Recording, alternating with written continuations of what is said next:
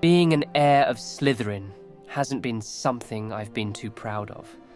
Of course, it was no surprise to find out I was going to be sorted into Slytherin, but deep down I really would have loved to be sorted elsewhere. Perhaps Hufflepuff. I do so hear wonderful things of their common room.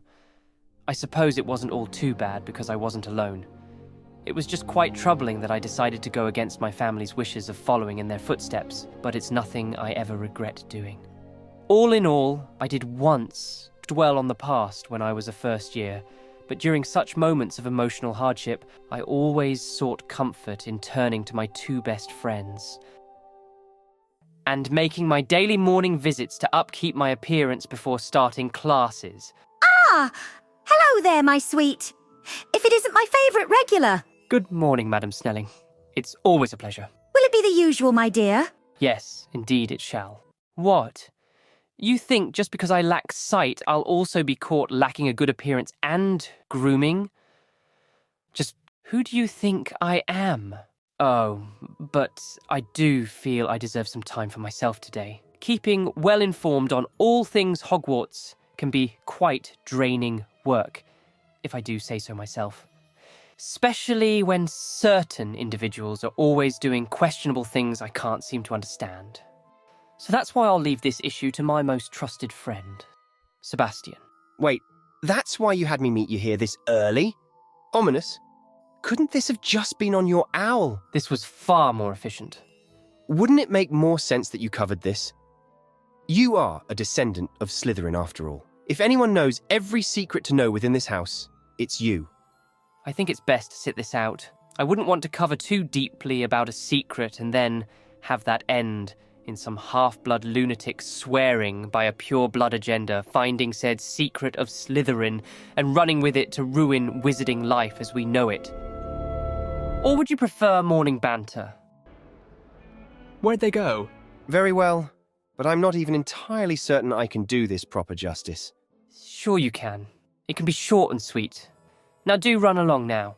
We're starting with my brows and lashes. Very well then. What could I tell you about Slytherin?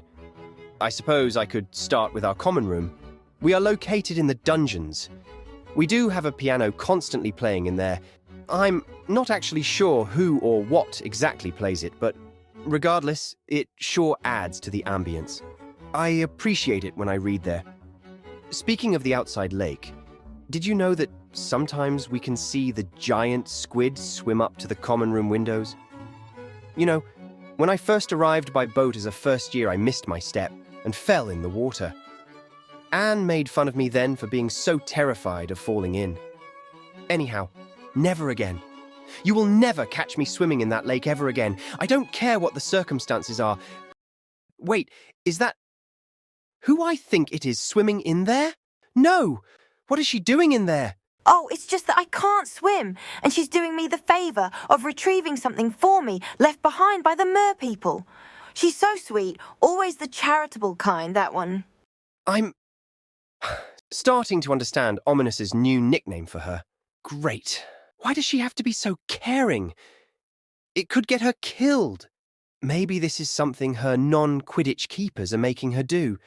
I suppose that makes sense. Well, I was never known for backing down no matter how difficult things got. All right, here I go. I suppose that's another interesting thing.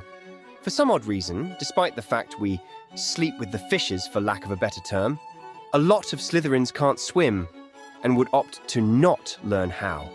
Ominis, Anne and myself have learned during the summers, but it still goes without saying that a lot of us just prefer taking to the sky. I mean, can you blame us?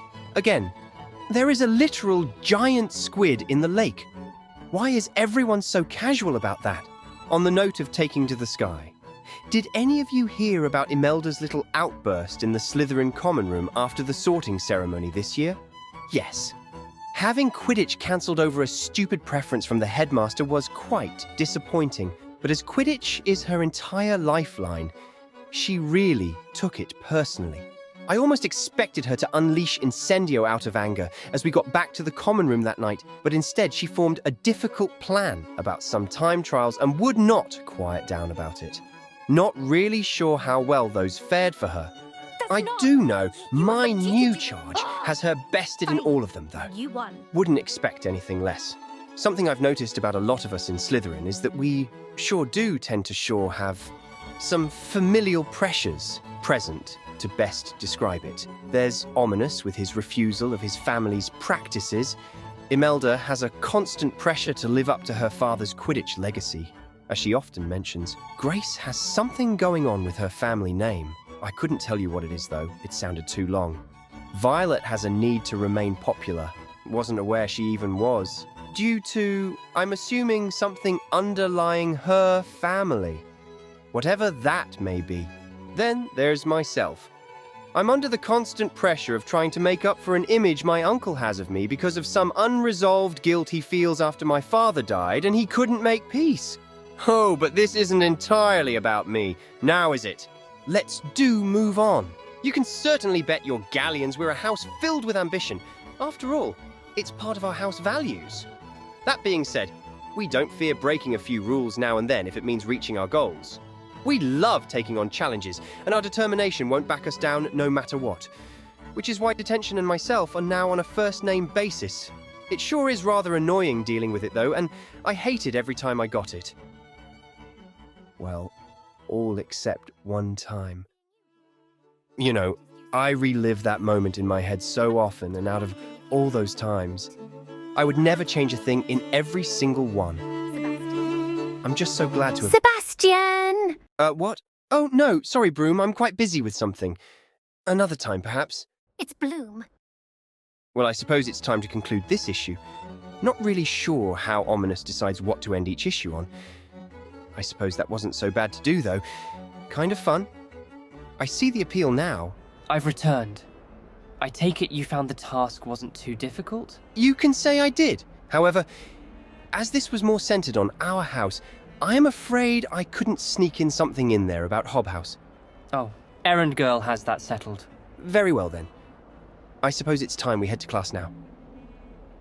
Oh, by the way, I meant to ask you, where does the music playing come from exactly? That? Consider it just a part of the process. What exactly does that mean? Hello, Duncan. Oh, it's you. Again, thank you so much for the help. Oh, that one time. I'm sure Imelda will take notice of me any day now. Right. Well, I actually have a letter for you. I'm not quite sure why it was insisted I deliver it to you. We have owls for a reason. But here you go. Goodbye. A letter? Could it be from Imelda? I knew she'd realise sooner or later I meant she was outspoken in a good way. Let's see. Once a Puffskein, always a Puffskein. Don't think I've forgotten Dunskeen.